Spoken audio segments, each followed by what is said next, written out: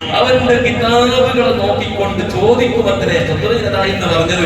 ഇന്ന് വെറുതെ എന്താ നമ്മളിങ്ങനെ അന്തപ്പെട്ട് ഇരുന്ന് നമുക്ക് മനസ്സിലായിട്ടില്ലെങ്കിലും അതുകൊണ്ടാണ് അതിന്റെ മർമ്മപ്രധാനമായ വിഷയങ്ങൾ നമ്മൾ വലിയ ജുമാ കഴിഞ്ഞ് സൂചിപ്പിക്കുന്നത്. പൊതുവയിൽ പറഞ്ഞത് ഇതെല്ലാം അതിന്റെ കയ്യിൽ ഒരുമിച്ചുകൂടും, എല്ലാം നിന്റെ കൊണ്ട് വായിക്കാൻ വേണ്ടി പറയും. ലൈവായിട്ട് കാണുന്നത് പോലെ ചെയ്ത കുറ്റകൃത്യങ്ങൾ ഓരോ ഡേറ്റ് അനുസരിച്ച് മാസങ്ങളും ഡേറ്റുകളും അതിന്റെ സമയങ്ങളും സ്ഥലങ്ങളും എല്ലാം ഉണ്ടാകും. അതിൽ എല്ലാം ഉണ്ടാകും. ഒന്നും കളവ് എന്ന് പറയാൻ അവർക്ക് അവന്റെ ആത്മാവ് അംഗീകരിക്കും. കാരണം കുറ്റകൃത്യം 2024 ഡിസംബർ ഇത്രാമത്തെ തീയതി 20-ാം തീയതി ഇന്ന ദിവസം വെള്ളിയാഴ്ച രാവിലെ 7 മണിക്ക് അല്ലെങ്കിൽ അന്നത്തെ രാത്രി 12 മണിക്ക് ചെയ്ത ഒരു കുറ്റകൃത്യം, ഒരു മരത്തിന്റെ ചുവട്ടിലിരുന്ന് കൊണ്ട് കഞ്ചാവ് വലിച്ചത്, അല്ലെങ്കിൽ വീടിന്റെ ഉള്ളിൽ കതകുകളെല്ലാം അടച്ചുകൊണ്ട് മൊബൈലിൽ പിന്നിനോട് ചാറ്റിംഗ് ചെയ്തത്, ചോദിച്ചാൽ അംഗീകരിക്കോ? പോലീസുകാർ പറഞ്ഞാൽ ചോദിച്ചാൽ അനുസരിക്കോ? ഇല്ല എന്ന് പറയും. നാട്ടുകാർ ആദ്യം പറഞ്ഞാൽ ഇല്ലെന്ന് പറയും. പക്ഷെ അല്ലാഹുവിന്റെ കിതാബിൽ അവന്റെ നന്മകൾ എഴുതിയ കിതാബിനെല്ലാം ദൈവമായിട്ട് കാണിച്ചിരും. ആ സമയത്ത് അവൻ വിരല് കടിക്കുമത്രേ. ഇതാ ഖുതുബയിൽ പറഞ്ഞ വിരല് കടിച്ചിട്ട് ഇങ്ങനെ ആരെങ്കിലും പഠിച്ചാൽ ഉണ്ടല്ലോ ആണല്ലോ എന്നിട്ട് റബ്ബിനോട് എന്ത് പറഞ്ഞുകൊണ്ട് ന്യായം പറഞ്ഞിട്ടാ രക്ഷപ്പെടുക. അതുകൊണ്ട് മുഅ്മിനീങ്ങളോട് സൂചിപ്പിക്കുന്നു, ഞാൻ 2-3 വെള്ളിയാഴ്ച ദിവസങ്ങൾക്ക് വെള്ളിയാഴ്ച മുമ്പ് നിങ്ങൾ വളരെ പ്രധാനപ്പെട്ട ചില വിഷയങ്ങൾ സൂചിപ്പിക്കുകയുണ്ടായി. കല്യാണവുമായി ബന്ധപ്പെട്ട ചില അനാചാരങ്ങൾ, പേക്കൂത്തുകൾ, നാട്ടിലോട്ട് നടക്കുന്ന അനാചാരങ്ങൾ, അതിന്റെ ചില ബാക്കി ഭാഗങ്ങൾ അടുത്ത ദിവസങ്ങളിൽ പറയാമെന്ന് പറഞ്ഞിട്ട് അത് വെച്ചതാണ്. അതിന്റെ മർമ്മപ്രധാനമായ ചില ഭാഗങ്ങൾ നമ്മുടെ നാടുകളിൽ നടന്നുകൊണ്ടിരിക്കുന്ന, കുടുംബത്തിൽ നടന്നുകൊണ്ടിരിക്കുന്ന വലിയ, ഏറ്റവും കൂടുതൽ വലിയ ഒരു അനാചാരമായി ഇന്ന് ഈ ആഴ്ചയിൽ സോഷ്യൽ മീഡിയകളിലൂടെ, വാട്സപ്പിലൂടെ പല കാര്യങ്ങൾ, പല നേതാക്കളുടെയും പണ്ഡിതന്മാരുടെയും നിർദ്ദേശമൊക്കെ ഇവിടെ നിങ്ങളൊക്കെ വായിച്ചിട്ടുണ്ടാകും. നാട്ടുകളിൽ നടക്കുന്ന കല്യാണത്തിന് മുമ്പ് നടക്കുന്ന ഏറ്റവും പ്രധാനപ്പെട്ട ഒരു അനാചാരം എന്ന് പറയുന്ന ഒരു കാര്യം. അനാചാരം എന്ന് പറഞ്ഞാൽ അത് അനുവദനീയമായ കാര്യത്തിനെ ഇന്നത്തെ ബാല്യക്കാർ അനാചാരമായി ചിത്രീകരിച്ചുകൊണ്ട് തോന്നിവാസങ്ങളിലേക്ക് അതിനെ കൊണ്ടുപോയിക്കൊണ്ടിരിക്കുന്ന ഒരു, നമ്മുടെ ഭാഷയിൽ പറഞ്ഞാൽ ഒരു ഉറപ്പ് എന്ന് പറയുന്ന ഒരു പരിപാടി നമ്മുടെ നാട്ടിലൊക്കെ നടക്കുന്നു. എൻഗേജ്മെന്റ് എന്നാ പറയാം. എന്നിട്ട് അതിന്റെ പേരിൽ കാട്ടിക്കൂട്ടുന്ന തോന്നിവാസങ്ങൾ ഈ സമുദായത്തിന് പൊരുത്തപ്പെടാത്തതാണ്, അല്ലാഹുവിലേക്ക് പൊരുത്തപ്പെടാത്തതാണ്, റസൂലുള്ളാഹി തങ്ങൾ പൊരുത്തപ്പെടാത്തതാണ്. കാട്ടിക്കൂട്ടുന്ന തോന്നിവാസങ്ങൾ. മകനിക്ക് കല്യാണത്തിന് വേണ്ടി പെണ്ണ് കാണാൻ വേണ്ടി തുടങ്ങിയാൽ അവൻ തുടങ്ങി നാട്ടിലുള്ള കാണുന്ന മുഴുവൻ, എവിടെയെങ്കിലും ഒരാൾ ബ്രോക്കർമാർ വന്നിട്ട് പറഞ്ഞാൽ ഒരു ഇന്ന നാട്ടിൽ ഒരു പെണ്ണുണ്ട് എന്ന് പറഞ്ഞാൽ അപ്പം തന്നെ അവർ കാറ് കൊടുത്തിട്ട് 4 ചങ്ങായിമാരെ കൂട്ടി പെണ്ണ് കാണാൻ വേണ്ടി പോകുന്ന ഒരു സമ്പ്രദായം ഈ സമുദായത്തിൽ പെരുകിക്കൊണ്ടുവരുന്നില്ലേ? ഈ അടുത്ത് എന്നോട് ചങ്ങായി പറഞ്ഞു, ആ കല്യാണത്തിന് കുറെ 2-3 കൊല്ലം മുമ്പ് അദ്ദേഹത്തിന് എന്നോട് അദ്ദേഹം കണ്ടുമുട്ടിയപ്പോൾ എന്നോട് പറഞ്ഞിരുന്നു, ഉസ്താദിന്റെ കല്യാണമുണ്ട്, ഉസ്താദിനെ ക്ഷണിക്കും വരണം. അപ്പൊ ഞാൻ അദ്ദേഹത്തിന് പറഞ്ഞു, അദ്ദേഹത്തിന്റെ കല്യാണമൊക്കെ കഴിഞ്ഞിട്ട് 2 കുട്ടികളുണ്ടായിട്ടുണ്ടാവും നമ്മൾ വിചാരിച്ചു. അങ്ങനെ ഈ അടുത്ത ഈ 2024 ഒരു ഡേറ്റിൽ എവിടെയോ ആയിക്കോട്ടെ, ഏതായാലും ഉള്ള സംഭവമാണ്. അദ്ദേഹം എന്റെ കല്യാണത്തിന് വിളിച്ചു. അങ്ങനെ അദ്ദേഹം ചോദിച്ചു, കല്യാണം ഇപ്പൊ നിൽക്കുന്നേ ഉള്ളൂ, ഇത്ര കൊല്ലം മുമ്പ് എന്റെ കല്യാണത്തിന് വിളിക്കൂന്ന് പറഞ്ഞത് എന്നോട് അഡ്വാൻസ് ആയിട്ട് മുമ്പൂർ ജാമീൻ എടുത്തല്ലേ, എന്തേ പെണ്ണ് സെട്ടായില്ല. ഞാൻ അദ്ദേഹത്തിനോട് ഫ്രണ്ട്ഷിപ്പിലൂടെ ചോദിച്ചു, എത്ര പെണ്ണ് നോക്കി? അദ്ദേഹം എന്നോട് പറയാം, ഒരു ഏകദേശം കറക്റ്ററിയില്ല ഉസ്താദ്, ഒരു 20 മുകളിൽ നോക്കിയിട്ടുണ്ടാവും, 20 മുകളിൽ പെണ്ണ് നോക്കിയിട്ടുണ്ടാവും. എന്താ മുഅ്മിനീങ്ങളെ ഈ സമുദായത്തിൽ നടക്കുന്നത് നോക്കാൻ പാടുണ്ടോ? അങ്ങനെ ഒരു മകനിക്ക് പെണ്ണ് കാണാൻ വേണ്ടി രക്ഷിതാക്കൾക്ക് വളരെ ഗൗരവത്തിൽ മനസ്സിലാക്കണം. ഈ സമൂഹത്തിൽ പെരുകിക്കൊണ്ടിരിക്കുന്ന, അങ്ങനെ ഈ അടുത്ത് കേരളക്കരയിൽ ഒരു സ്ഥലത്ത് ഒരു ആത്മഹത്യയുടെ റിപ്പോർട്ട് ഞാൻ വായിച്ചിട്ടുണ്ട്. പെണ്ണ് ആത്മഹത്യ ചെയ്തു. ആത്മഹത്യ ചെയ്തതിന്റെ കാരണം അത് അവൾ എഴുതി വെച്ച അവരുടെ രഹസ്യമായ കുറിപ്പിലൂടെ കണ്ടെത്തിയത്, അവൾക്ക് ഒരുപാട് പുതിയാപ്പളമാർ, അതായത് ഒരുപാട് വിവാഹാലോചനകൾ വന്നു, ഒരാളും അവളെ സ്വീകരിച്ചില്ല. അവസാനം മാതാപിതാക്കൾ വീട്ടിൽ ഉമ്മാക്ക് തലവേദനയായി, മാനസികമായ ഒരു ലെവലിൽ തെറ്റുന്ന അവസ്ഥയിലേക്ക് എത്തി. ഈ ചെറുപ്പക്കാരുടെ കോപ്രാർത്ഥനകളെ കൊണ്ടുണ്ട്.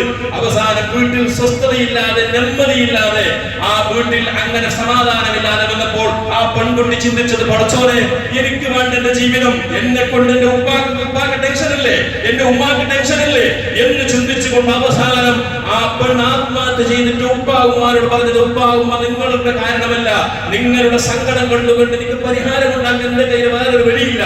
അതുകൊണ്ട് എന്നെ കൊണ്ട് നിങ്ങൾ കരയരുത് എന്ന് ചിന്തിച്ചുകൊണ്ട് ഞാൻ ആത്മഹത്യക്ക് ഞാൻ വേണ്ടി ജീവനൊടുക്കാൻ തീരുമാനിച്ചത് ഒരു പെൺകുട്ടി എഴുതി വെച്ചുകൊണ്ട് ജീവനൊടുക്കിയിട്ടുണ്ട് എങ്കിൽ ഇതൊക്കെ അമേരിക്കയുടെയോ റഷ്യയുടെയോ ലണ്ടന്റെയോ കഥകളല്ല ഞാൻ പറയുന്നത്.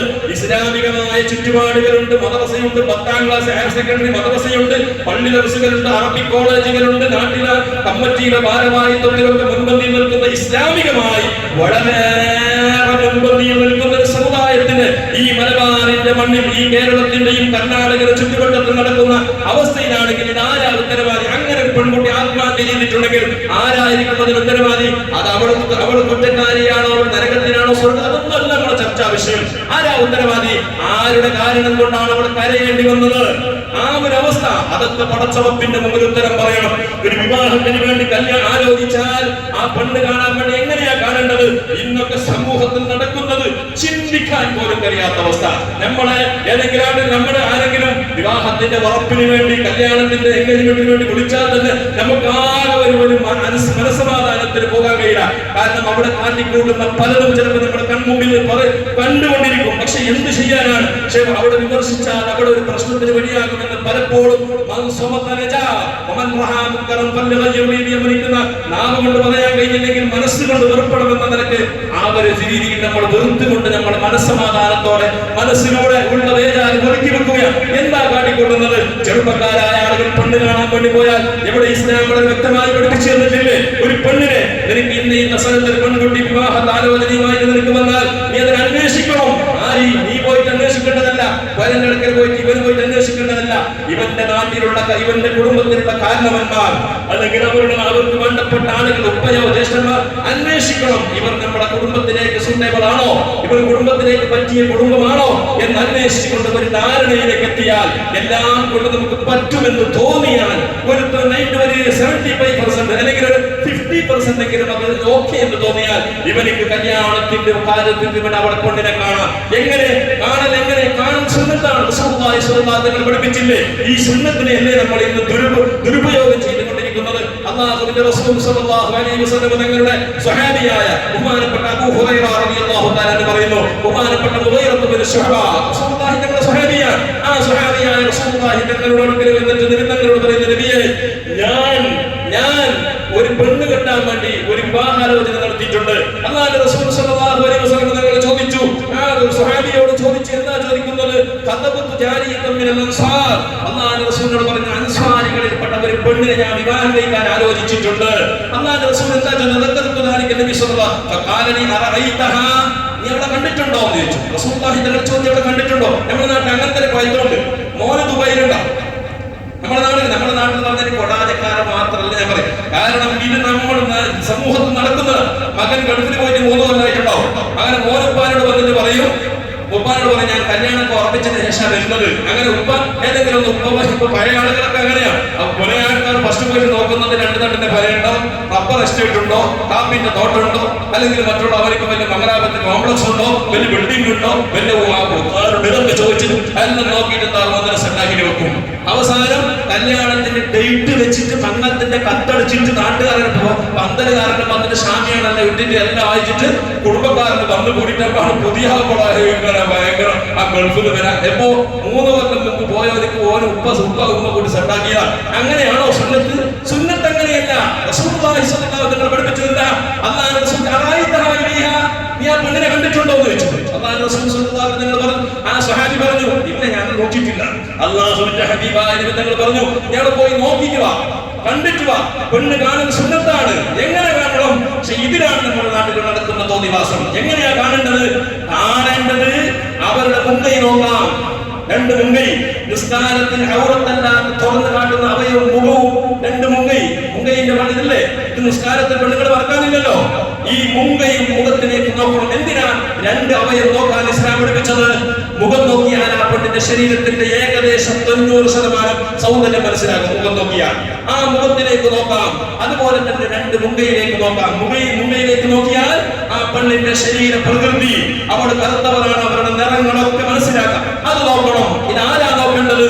നമ്മുടെ നാട്ടിലൊക്കെ ചില ആചാര്യന്മാരുണ്ട്. നാട്ടിൽ പറഞ്ഞില്ലേ, നമ്മൾ ഈ ചുറ്റുവട്ടത്ത് നടക്കുന്ന ഫസ്റ്റ് പോയിട്ട് ചെക്കന്റെ ഉപ്പ പോയിട്ട് ഫുള്ള് നോക്കിയിട്ടല്ല ഓളെ ഹൈറ്റും വൈറ്റും എടുത്തിട്ട് ഇപ്പൊ മീറ്റർ പള്ളി എടുത്തോണ്ടേ പോലെ മീറ്റർ പള്ളിയിൽ എടുത്തോണ്ട് പോയിട്ട് ഇനി അളന്നിട്ട് വരുന്നത് ഓൻ 5-8 ഓൾ 5-6 ആരാ ഈ നടത്താൻ വേണ്ടി ഓന് ഫുള്ള് പോയിട്ട് അവിടെ പോയിട്ട് ഒരു ഭയങ്കര ആക്റ്റീവ് ആയിട്ട് ഇത് പാടുണ്ടോ മുമ്പിനെ ആജിയാറില്ല എത്ര വരെ താതിയല്ല എത്ര വരെ ചെയ്യതല്ല എങ്ങനത്തവരാണെങ്കിലും ശരി പെണ്ണ് കാണൽ സുന്നത്തുള്ളത് അവനിക്ക് മാത്രമാണ്. കുടുംബത്തിൽ ഒരാൾക്ക് നോക്കാൻ പാടില്ല. പെണ്ണുങ്ങൾക്ക് നോക്കാം, അവന്റെ ഉമ്മക്ക് പെങ്ങന്മാർക്കൊക്കെ പോയിട്ട് നോക്കാം, അത് വേറെ കാര്യം. അല്ലാതെ ആജിയാക്കന്മാരായാലും എത്ര വലിയവരാണെങ്കിലും മോളെ കെട്ടുന്നല്ലേ നമ്മുടെ കുടുംബത്തിലേക്ക് വരുന്നല്ലേ, കെട്ടിയതിന്റെ ശേഷം മോളെ പോലെ തൊട്ട മുതും മുറിയാത്ത ബന്ധമല്ലേ, ഒന്നും നോക്കിക്കോളെ ഇല്ല.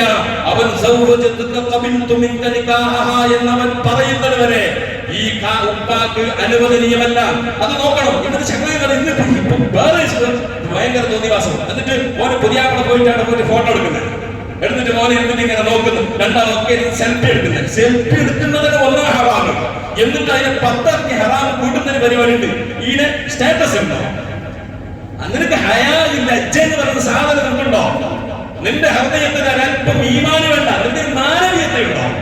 നീ കിട്ടുന്ന പെണ്ണിനെ സ്റ്റാറ്റസ് എടുത്തിട്ട് നാട്ടുകാർക്കായ ചങ്ങായിമാർക്കെല്ലാം കാണിക്കുന്നത് എങ്ങനെയുണ്ട് എന്ത് പ്രദർശനത്തിന് കൊണ്ടുവരുന്നതാ? ഇവിടെ എന്തെങ്കിലും നാട്ടിലെന്തെങ്കിലും മറ്റുള്ള ഏതെങ്കിലും പരിപാടിക്ക് ഡിസ്പ്ലേ വെക്കാൻ വേണ്ടി കൊണ്ടുവരികയാണോ? പെണ്ണിനെ മറ്റുള്ളവർക്ക് കാണിക്കാൻ പാടുണ്ടോ? എന്നിട്ട് മാറി കാണുന്ന കാരണം. എന്നാൽ എന്നിട്ട് നമ്മുടെ നാട്ടിലൊരു പരിപാടി ഉണ്ട്. ഈ അടുത്തൊരു ചങ്ങായി പറഞ്ഞു, മോക്ക് 14 വയസ്സായിരുന്നു. ഇപ്പൊ എന്റെ പൊതുവെ 14 വയസ്സാകുമ്പോൾ തന്നെ സെറ്റാക്കിട്ട് വെക്കാന്ന് പറയുന്നത്. 14 വയസ്സായി എത്ര കൊല്ലം കാക്കണം? ഇന്ത്യൻ നമ്മുടെ രാജ്യത്തിന്റെ കാലനുസരിച്ച് എത്ര കൊല്ലം കാക്കണം? 4 കൊല്ലം. 18 വയസ്സ് കഴിയണ്ടേ? 4 കൊല്ലത്തിന് മുമ്പ് നോക്കിയിട്ട് വെക്കുന്ന ഒരു പരിപാടി. മുഅ്മിനീങ്ങളെ ആലോചിക്ക്, നോക്കിയിട്ട് വെക്കുന്നതല്ല വിഷയം. നോക്കിയിട്ട് സെറ്റായതിനു ശേഷം ഓന്റെ ധാരണ പിന്നെ പോവുക. ഈ അടുത്ത് നമ്മുടെ ഉടുപ്പിയിൽ കൊല്ലങ്ങൾക്ക് മുമ്പ് ഉടുപ്പി ഭാഗത്തെ ഒരു ആക്സിഡന്റിൽ പെട്ട് മരിച്ചൊരു കഥ ഓർമ്മയുണ്ടോ? ബൈക്ക് ആക്സിഡന്റ് പെട്ട ഒരാണ് പെണ്ണ് മരിച്ചു. എങ്ങനെയാ മരിച്ചത്? ഏതോ നാട്ടിലെ പെണ്ണ്, ഏതോ നാട്ടിലെ ചെറുപ്പക്കാർ, കല്യാണം കഴിഞ്ഞിട്ടില്ല. നോക്കുമ്പോ ഓന് പെരുന്നാൾക്ക് ഡ്രസ് എടുക്കാൻ വേണ്ടിട്ട് ഓളെ കൂട്ടിട്ട് പോയത്. അല്ലാഹുവിന്റെ കഠോരമായ ശിക്ഷ അവന് കിട്ടിയതല്ലേ? ആക്സിഡന്റ് പെട്ട് മരിച്ചു. എൻഗേജ്മെന്റ് ആയ പെണ്ണിനെ അവര് കൊണ്ടുപോയി എന്നുള്ളതല്ല വിഷയം. ഈ ഉണ്ടാക്കിയ ഈ പെണ്ണിന്റെ ഉമ്പാക്ക് ഒരല്പം ഈമാനുണ്ടോ? ആലോചിക്കേണ്ട വിഷയം. അന്യ പെണ്ണ് അന്യ ആണിനോട് കൂടെ അയച്ചുവിടുന്ന അവസ്ഥ വളരെ ഗൗരവത്തിൽ മനസ്സിലാക്കണം. അങ്ങനത്തെ തോന്നിവാസം കൊണ്ടുനിൽക്കുന്നത്. വേറൊരു കാര്യം ഞാൻ പറഞ്ഞു വരുന്ന മറ്റൊരു വിഷയം, എന്നിട്ട് കൊണ്ടുപോ പുതിയതൊന്ന് തുടങ്ങിയിട്ടുണ്ട്. ഞാൻ കുറച്ചു കാലം മുമ്പ് ഇതൊക്കെ വേറെ ഏതോ നാട്ടിലൊക്കെ തുടങ്ങാൻ നമ്മുടെ നാട്ടിൽ എത്തിയിട്ടില്ലെന്ന് വിചാരിച്ച് നമ്മുടെ പുത്തൂർ ഭാഗത്തൊന്നും ഇതില്ല. എൻഗേജ്മെന്റ് വരുമ്പോ ആളുകൾ പെണ്ണുങ്ങൾ ഒരു 10-40 പെണ്ണുങ്ങളുണ്ടാവും.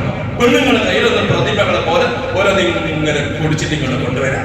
എന്താ കൊണ്ടുവന്നറിയോ? ഈ അടുത്തൊരു ചങ്ങായിനെ ചോദിച്ചു, എത്ര ചോക്ലേറ്റ് എത്ര ചെലവാക്കിയെന്ന് ചോദിച്ചു. 32,000 ചോക്ലേറ്റ് വാങ്ങി. ഓഡീഷനാണെങ്കിൽ ഓക്കെ, പൈസ വന്നിട്ടുണ്ടല്ലോ, അങ്ങനെ തീരുണ്ട്. പണിയെടുത്തിട്ട് സാധാരണ ഒരു കമ്പനി നാട്ടിൽ ഒരു കൂലി പണിയെടുത്തിട്ട് ജീവിക്കുന്നവന്റെ എൻഗേജ്മെന്റ് ചോക്ലേറ്റിന് വേണ്ടി കൊണ്ടേ 32,000 ചോക്ലേറ്റ്. ഞാൻ പറയുന്നു, നമ്മുടെ മക്കൾക്ക് നിങ്ങളെ മക്കൾക്ക് പൊതുവൊക്കെ ഉണ്ടായാല് ഫസ്റ്റ് നിങ്ങളോട് പറയണോ, നമ്മുടെ വീട്ടിൽ നീട്ടായി കിട്ടുന്ന ചോക്ലേറ്റ് നിങ്ങൾക്ക് ഗതിയില്ലാത്ത ടീം ഞങ്ങളല്ല. ഞങ്ങൾ കയ്യിലുള്ളൊക്കെ ശ്രമിച്ചിട്ട് ഞങ്ങൾക്കുണ്ട്. നിങ്ങൾ ഈനെ പൊടിച്ചിട്ട് കൊണ്ടുവരുന്നത് ഈനെങ്ങനെ കൊടുത്തിട്ട് ഞങ്ങളെ മര്യാദ ഇങ്ങനെ കൊണ്ടുവരണ്ട. എന്നെ നിങ്ങൾ മര്യാദ കൊണ്ടൊന്ന് പറഞ്ഞു നോക്ക്. എങ്ങനെ നിങ്ങൾക്ക് ചോക്ലേറ്റ് കൊണ്ടുവരാൻ ആഗ്രഹമുണ്ട്? എന്നാൽ രാവിലെ വരുമ്പോ ഒരു വണ്ടി വരുമ്പോ ഒരു ബോക്സ് ആക്കിയിട്ട് വലിയ ബോക്സ് ആക്കിയിട്ട് കൊടുത്തിട്ട് അങ്ങനെ ഒരാൾ ചോക്ലേറ്റ് കൊണ്ടുവിടുക.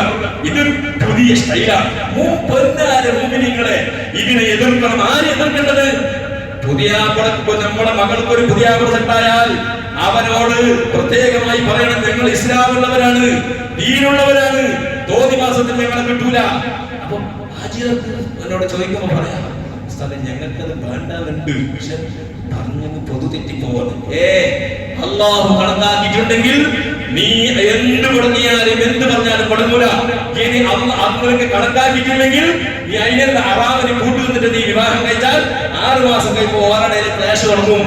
എന്താ കാരണം? തോന്നിവാസങ്ങൾക്ക് സപ്പോർട്ട്, അല്ലാഹുവിന്റെ ദീനിന് നിരക്കാത്ത കാര്യങ്ങൾ സപ്പോർട്ട് ചെയ്യരുത്.